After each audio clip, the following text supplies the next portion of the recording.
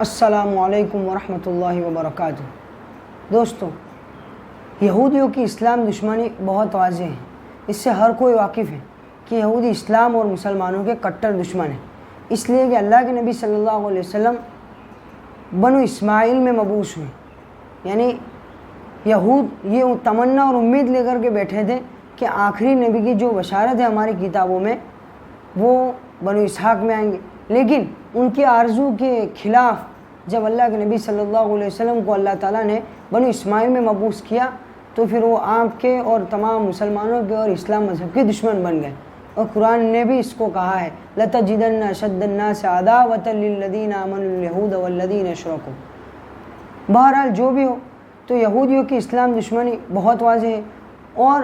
یہ قوم ایسی خبیث ہے، ان کی عادت خبیثہ یہ رہی ہے کہ یہ ہمیشہ اپنے انبیاء کو بدنام کرتی رہی۔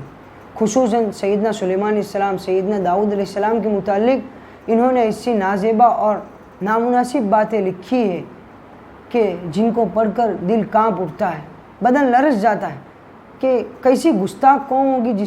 جس نے اپنے انبیاء کو بھی نہیں چھوڑا۔ اور جب ان کی قوم میں کوئی نبی آتا اور حق کی تعلیم دیتا جو ان کی مزاج کے خلاف ہوتی تو اس کے ساتھ بہت برا سلوک کر دے، اور بسا اوقات تو انبیاء کو قتل بھی کر دیتے تھے۔ بہت سے انبیاء کو اس خبیث قوم نے قتل بھی کر ڈالا، قرآن نے اس کو بیان کیا ہے۔ بس اسی سلسلے میں ان کی ایک خباثت یہ بھی رہی ہے کہ قربانی کا جو شرف عظیم تھا،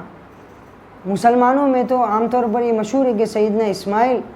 کو حضرت ابراہیم علیہ السلام نے ذبح کرنے کے لیے لیا تھا، لیکن یہود نے یہ بات مسلمانوں میں پھیلا دی کہ ذبح حضرت اسحاق ہے نہ کہ حضرت اسماعیل۔ تعجب کی بات یہ ہے کہ قرآن کے اتنے واضح دلائل موجود ہیں حضرت اسماعیل کے ذبح ہونے کے کہ ان دلائل کے دیکھتے ہوئے یہ تعجب ہوتا ہے کہ آخر مسلمانوں میں کیسے پھیل گیا۔ یہود کی بات تو سمجھ میں آتی تھی کہ اس شرف عظیم سے انہوں نے حضرت اسماعیل کو محروم کر کے اپنے دادا کی طرف اس شرف یعنی حضرت اسحاق کی طرف اس کا انتساب کر دیا، لیکن مسلمانوں میں بھی ایک کثیر گروہ اس کا قائل ہے کہ ذبح سیدنا اسحاق ہے نہ کہ سیدنا اسماعیل۔ اب ہم دلائل کا جائزہ لیتے ہیں۔ قرآن میں بھی اور خود ان کی بائبل میں دلائل موجود ہے کہ ذبح حضرت اسماعیل علیہ السلام ہے نہ کہ سیدنا اسحاق علیہ السلام۔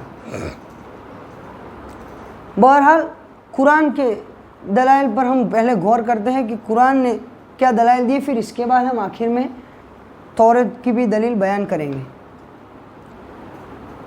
تو قرآن کی پہلی دلیل، قرآن مجید میں اللہ تعالیٰ نے بیان کیا ہے کہ حضرت ابراہیم علیہ السلام نے اللہ تعالیٰ سے دعا کی تھی ایک صالح بیٹے کی کہ اللہ مجھے صالح اولاد عطا فرما، تو اس کے جواب میں اللہ تعالیٰ نے ان کو ایک حلیم لڑکے کی بشارت دی، وَبَشَّرْنَاهُ بِغُلَامٍ حلیم، یہ کہا تھا۔ تو یہ دعا اس وقت مانگی تھی جب آپ بے اولاد تھے، اور بشارت جس لڑکے کی دی گئی وہ آپ کا پہلوٹا بچہ تھا۔ پھر یہ بھی قرآن ہی کے سلسلے کلام سے ظاہر ہوتا ہے کہ وہی بچہ جب باپ کے ساتھ دوڑنے چلنے کے قابل ہوا تو اسے ذبح کرنے کا اشارہ فرمایا گیا۔ اب یہ بات قطعی طور پر ثابت ہے کہ حضرت ابراہیم کے پہلوٹے صاحبزادے حضرت اسماعیل تھے نہ کہ حضرت اسحاق۔ خود قرآن مجید میں صاحبزادوں کی ترتیب اس طرح بیان ہوئی ہے، الحمدللہ الذی وہب لی علی الکبر اسماعیل و اسحاق۔ یعنی اس آیت میں بھی جہاں پر حضرت ابراہیم کہتے ہیں کہ تمام تعریفیں اس اللہ کے لیے جس نے مجھے بڑھاپے میں اسماعیل اور اسحاق دی، تو اس میں بھی ترتیب بھی پہلے حضرت اسماعیل کا نام لیا پھر حضرت اسحاق علیہ السلام کا نام لیا۔ دوسری دلیل،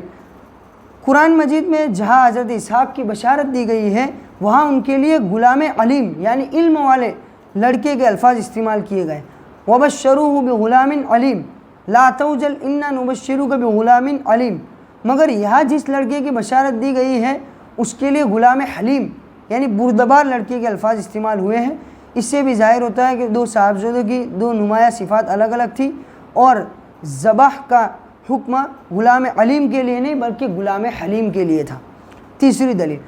قرآن مجید میں حضرت اسحاق کی پیدائش کی خوشخبری دیتے ہوئے ساتھ ہی یہ خوشخبری بھی دے دی گئی تھی کہ ان کے ہاں یعقوب جیسا بیٹا پیدا ہوگا، فبشرناها بإسحاق ومن وراء إسحاق یعقوب۔ اب ظاہر ہے کہ جس بیٹے کی پیدائش کی خبر دینے کے ساتھ ہی یہ خبر بھی دی جا چکی کہ اس کے ہاں ایک لائق پیدا ہوگا۔ اس کے متعلق اگر حضرت ابراہیم کو ایک خواب دکھایا جاتا کہ آپ اسے ذبح کر رہے ہیں تو حضرت ابراہیم اس سے کبھی یہ نہ سمجھ سکتے تھے کہ اس بیٹے کو قربان کر دینے کا اشارہ فرما جا رہا ہے۔ یعنی ایک بیٹے کی بشارت دی گئی اور اس کے ساتھ ہی یہ کہا گیا کہ اس کے ہاں اس نام کا ایک بیٹا پیدا ہوگا۔ پھر جب حکم دیا جائے کہ اس بیٹے کو ذبح کرنا ہے تو یہ کوئی سمجھ میں آنے والی بات نہیں ہے۔ اور حضرت ابراہیم نے جو خواب کو سچا سمجھا وہ اس کے متعلق ہرگز نہ سمجھ سکتے تھے، اس لیے کہ جب اس کی نسل سے تو پیدا ہونے کا ذکر کیا جا چکا ہے کہ اس کا تو اولاد اس کی اولاد بھی ہوگی، تو اور اس کو ذبح کرنے کا حکم دیا جا رہا تو پھر اولاد کہاں سے ہوگی؟ اس لیے یہ واضح دلیل ہے کہ قرآن نے حضرت اسماعیل ہی کے ذبح کا حکم دیا تھا اور ذبح حضرت اسماعیل ہی تھے۔ قرآن مجید کے الفاظ یہ کہ جب وہ لڑکا باپ کے ساتھ دوڑنے چلنے کے قابل ہو گیا تب یہ خواب دکھایا گیا تھا۔ ان الفاظ کو جو شخص بھی خالص ذہن ہو کر پڑھے گا اس کے ساتھ 8-10 برس کے بچے کی تصویر آئے گی۔ کوئی شخص بھی یہ تصور نہیں کر سکتا کہ جوان صاحب اولاد بیٹے کے لیے یہ الفاظ استعمال کیے گئے ہوں۔ دلیل نمبر 4، اللہ تعالیٰ سارا قصہ بیان کرنے کے بعد آخر میں فرماتا ہے کہ ہم نے اسے اسحاق کی بشارت دی، ایک نبی صالحین میں سے۔ اس سے صاف معلوم ہوتا ہے کہ یہ وہی بیٹا نہیں ہے جسے ذبح کرنے کا اشارہ دیا گیا تھا، بلکہ پہلے کسی اور بیٹے کی بشارت دی گئی، پھر جب وہ باپ کے ساتھ دوڑنے چلنے کے قابل ہوا تو اسے ذبح کرنے کا حکم ہوا۔ پھر جب حضرت ابراہیم اس امتحان میں کامیاب ہو گئے تب ان کو ایک اور بیٹے اسحاق علیہ السلام کے پیدا ہونے کی بشارت دی گئی۔ یہ ترتیب واقعات قطعی طور پر فیصلہ کر دیتی ہے کہ جن صاحبزادے کو ذبح کرنے کا حکم ہوا تھا وہ حضرت اسحاق نہ تھے، بلکہ وہ ان سے کئی برس پہلے پیدا ہو چکے تھے۔ اگر فی الواقع بات یہی ہوتی تو اللہ تعالیٰ یوں نہ فرماتا کہ ہم نے اس کو اسحاق کی بشارت دی ایک نبی صالحین میں سے، بلکہ یوں فرماتا کہ ہم نے اس کو یہ بشارت دی کہ تمہارا یہی لڑکا ایک نبی ہوگا صالحین میں سے۔ دلیل نمبر 5، معتبر روایت سے ثابت ہے کہ حضرت اسماعیل علیہ السلام کے فدیے میں جو مینڈا ذبح کیا گیا تھا اس کے سینگ خانہ کعبہ میں حضرت عبداللہ ابن زبیر رضی اللہ عنہ کے زمانے تک محفوظ تھے۔ بعد میں جب حجاج بن یوسف ثقفی نے حرم میں ابن زبیر کا محاصرہ کیا اور خانہ کعبہ کو مسمار کیا تو وہ سینگ بھی ضائع ہو گئے۔ ابن عباس اور عامر بن شرائل الشعبی دونوں اس امر کی شہادت دیتے ہیں کہ انہوں نے خود خانہ کعبہ میں یہ سینگ دیکھے تھے۔ یہ اس بات کا ثبوت ہے کہ قربانی کا یہ واقعہ شام میں نہیں جیسا کہ یہود کا دعویٰ ہے، کیونکہ حضرت اسحاق شام میں تھے، بلکہ مکہ معظمہ میں پیش آیا تھا اور حضرت اسماعیل کے ساتھ پیش آیا تھا۔ اسی لیے تو حضرت ابراہیم اور اسماعیل کے تعمیر کردہ خانہ کعبہ میں اس کی یادگار محفوظ رکھی گئی تھی۔ چھٹی دلیل، یہ بات صدیوں سے عرب کی روایت میں محفوظ تھی کہ قربانی کا یہ واقعہ مینا میں پیش آیا تھا، اور یہ صرف روایت ہی نہ تھی بلکہ اس وقت سے نبی کریم صلی اللہ علیہ وسلم کے زمانے تک مناسک حج میں یہ کام بھی برابر شامل چلا آ رہا تھا کہ اسی مقام مینا میں جا کر لوگ اسی جگہ پر جہاں حضرت ابراہیم نے قربانی کی تھی جانور قربان کیا کرتے تھے۔ پھر جب نبی کریم صلی اللہ علیہ وسلم مبعوث ہوئے تو آپ صلی اللہ علیہ وسلم نے بھی اس طریقے کو جاری رکھا، حتیٰ کہ آج تک حج کے موقع پر 10 ذی الحجہ کو مینا میں قربانیاں کی جاتی ہیں۔ 4500 برس کا یہ متواتر عمل اس امر کا ناقابل انکار ثبوت ہے کہ حضرت ابراہیم علیہ السلام کی اس قربانی کے وارث بنی اسماعیل ہوئے ہیں، نہ کہ بنی اسحاق۔ حضرت اسحاق کی نسل میں ایسی کوئی رسم کبھی جاری نہیں رہی ہے جس میں ساری قوم بیک وقت قربانی کرتی ہو اور اسے حضرت ابراہیم کی قربانی کا یادگار کہتی ہو۔ اب یہ دلائل ایسے ہیں اور اتنے واضح ہیں کہ اس میں کسی شک و شبہ کی کوئی گنجائش نہیں ہے۔ اب ہم انہی کی کتاب یعنی بائبل میں سے ایک دلیل دیتے ہیں۔ بائبل میں بھی خود جو بنو اسرائیل کھینچ کر کے لاتے دلائل وہ بھی متضاد ہیں۔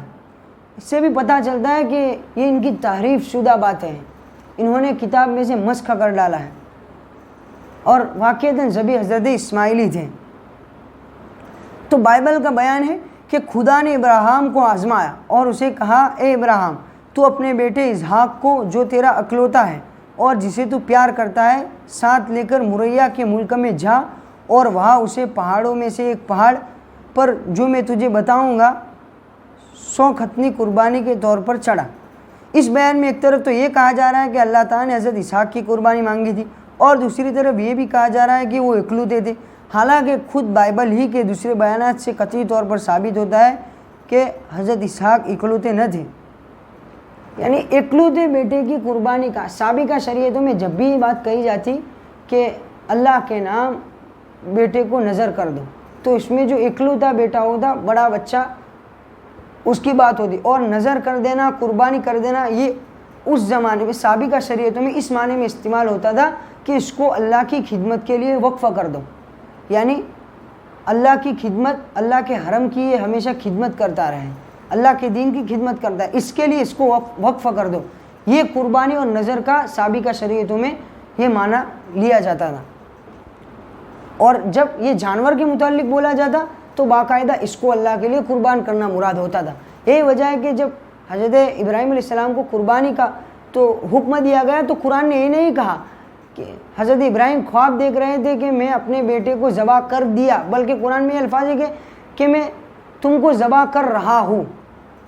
یعنی کر رہا ہے۔ تو جیسے حضرت ابراہیم نے اس خواب کو سچا سمجھ کر کے ایک غلبہ شوق میں اللہ تعالیٰ سے محبت کی خاطر اس حکم کی تعمیل کرنی چاہیے، تو اللہ تعالیٰ نے وہیں پر روک دیا کہ بس قد صدقت الرؤیا، تم نے اپنا خواب پورا کر دکھایا۔ یعنی اگر خواب میں ذبح کر دیا ہی ہوتا تو یہاں پر بھی پورا ذبح کر دیتے، تب جا کر کے قد صدقت الرؤیا ثابت آتا۔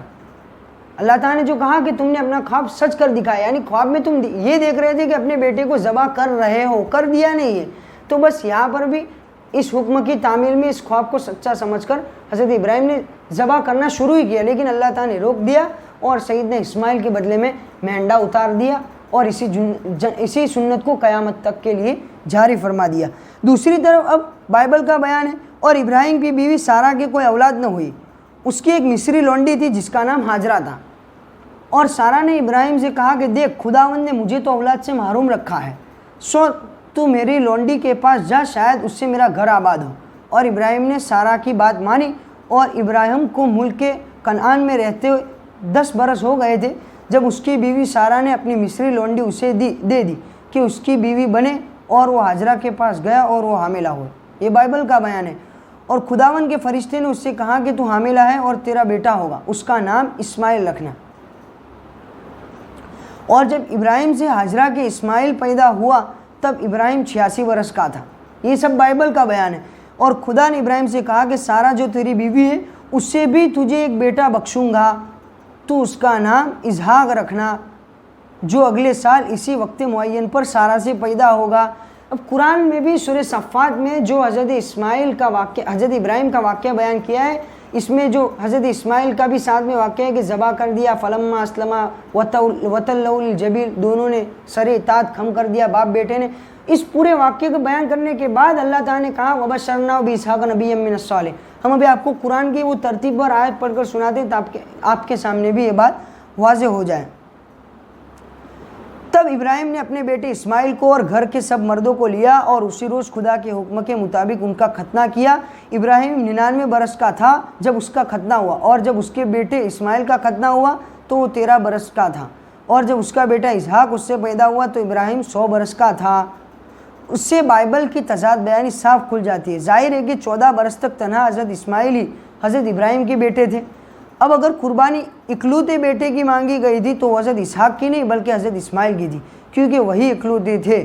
اور اگر حضرت اسحاق کی قربانی مانگی گئی تھی تو پھر یہ کہنا غلط ہے کہ اکلوتے بیٹے کی قربانی مانگی گئی تھی۔ بہرحال اتنے واضح دلائل کے موجود ہونے کے بعد بھی یہ بات قابل تعجب ہے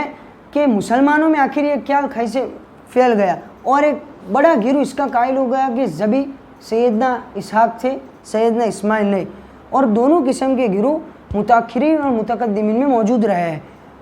متقدمین میں بھی جلیل القدر لوگ ہیں دونوں طرف۔ پہلے گروہ میں کہ جو حضرت اسحاق کے ذبح ہونے کے قائل تھے، اس میں سیدنا عمر، سیدنا علی، عبداللہ ابن مسعود، حضرت عباس بن عبد المطلب، حضرت عبداللہ ابن عباس، حضرت ابو ہریرہ، قتادہ، اکرامہ، حسن بصری، سعید ابن جبیر، مجاہد، شعبی، مسروق، مکھول شامی زہری عطا مقاتل سدی کعب احبار زید ابن اسلم وغیرہ، یہ سب بڑے بڑے لوگ ہیں۔ اور دوسری طرف بھی حضرت ابو بکر، سیدنا علی، حضرت عبداللہ ابن عمر، حضرت عبداللہ ابن عباس، حضرت ابو ہریرہ، حضرت معاویہ، اکرامہ، مجاہد، یوسف ابن مہران، حسن بصری، محمد بن کعب القرظی، شعبی، سعید ابن المسیب، ضحاک، محمد بن علی بن حسین یعنی محمد الباقر، ربی ابن انس، احمد ابن حنبل وغیرہ، یہ سب بڑے بڑے حضرات دونوں طرف کے اقوال میں بڑے بڑے متقی اور زاہد اور علماء لوگ شامل ہیں۔ بہرحال تو اس کا جواب کہ یہ خیال مسلمانوں میں کیسے پھیل گیا، علامہ ابن کثیر نے اپنی تفسیر میں دیا ہے۔ وہ کہتے ہیں کہ حقیقت تو اللہ ہی جانتا ہے، مگر بظاہر یہی معلوم ہوتا ہے کہ دراصل یہ سارے اقوال جو حضرت اسحاق کے ذبح ہونے کے حق میں ہیں کعب احبار سے منقول ہے۔ یہ صاحب جب حضرت عمر کے زمانے میں مسلمان ہوئے تو کبھی کبھی یہود و نصارہ کی قدیم کتابوں کے مندرجات ان کو سنایا کرتے تھے اور حضرت عمر انہیں سن لیا کرتے تھے۔ اسی بنا پر دوسرے لوگ بھی ان کی باتیں سننے لگے اور سب رتب و یابس جو وہ بیان کرتے تھے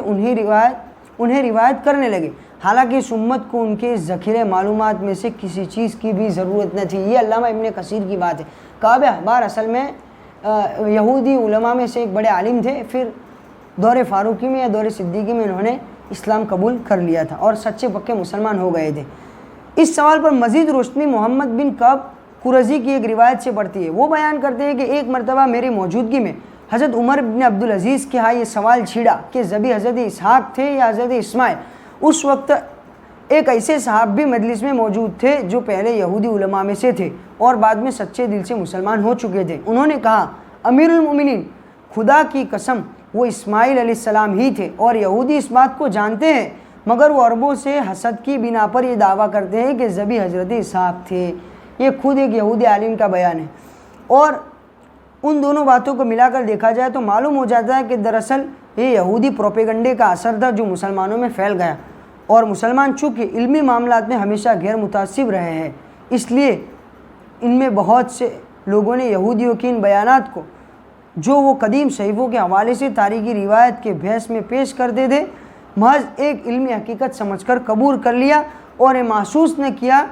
کہ اس میں علم کے بجائے تعصب کار فرما ہے۔